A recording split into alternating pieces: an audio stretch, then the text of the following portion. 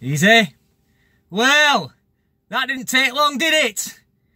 Greta Thunberg has now decided that all criticism must be silenced. Knocked on the head. Bosh! She's been saying that Facebook need to do a lot more to stamp out hate speech towards her and bullying. Well, look, it's like this. Do you know what I'm saying? Greta Thunberg is not a child activist. She's either a child, to be ignored, or an activist, to be debated, challenged and scrutinised. Pick one.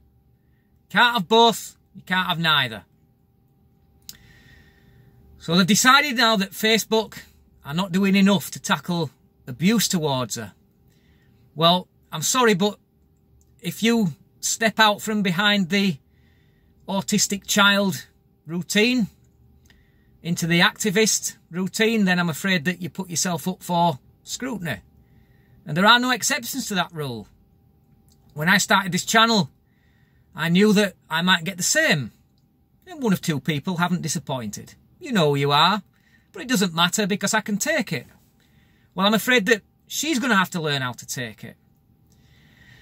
And you're seeing now, really, that where the roots of this movement lie. And when I say movement, I mean alarmist, climate alarmist movement.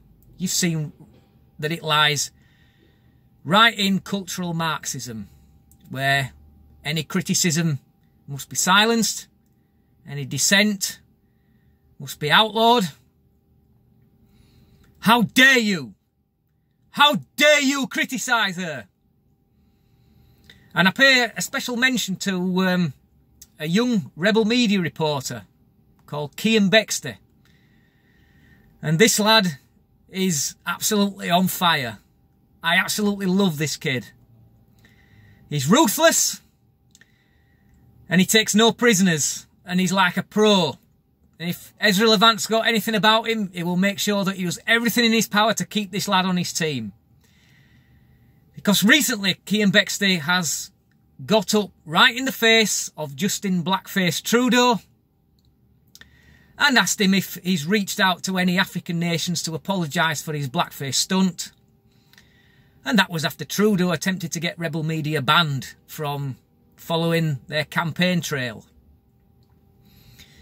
And he's now been interviewing Greta Thunberg and her team, including her dad on that team, and asked them some tough questions, where he's asked them that why have they not registered as third-party donors if they're there promoting this movement right before an election?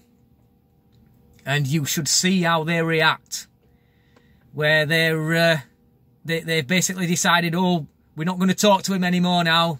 He's asking too many tough questions. We're going to walk away with our tails between our legs.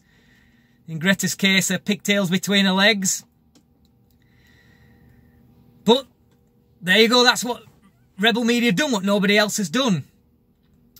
And I'll leave a link in the description box to a video where you can see that in action. And you can see that the cowardice behind, once they realise they've been rumbled, and once they realise they've got a tough guy reporter, how that they skunk away. Kian Bexley, I love him all the more because in Alberta there is one of the far left liberals who's obsessed with climate change. She's called Catherine McKenna.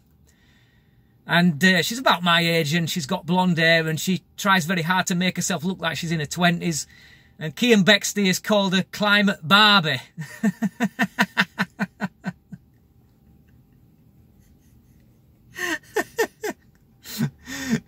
Absolute genius, man. I absolutely love it. You should have seen McKenna's reaction to that. Oh, I'm not talking to you. You're misogynistic. You're sexist. You call me Climate Barbie. How dare you?